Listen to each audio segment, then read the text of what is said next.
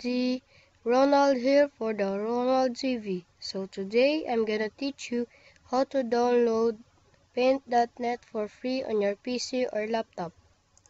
So go to Google Chrome and search Get Paint.net. Click on the first page and click on Get It Now free download Paint.net 4.0.6. Click on Download Now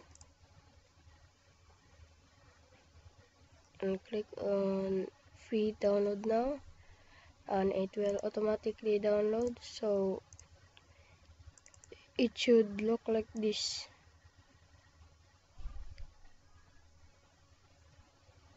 Once you finish downloading, it should look like this, Paint.net.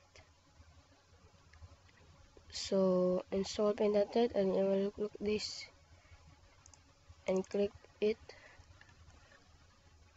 and there you go, you have Paint.net.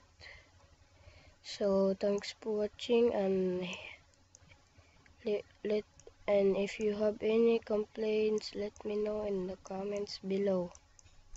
So once again, thanks for watching. Please subscribe to my channel and click the like button. So thanks for watching, you guys. That's my tutorial how to download Paint.net for free.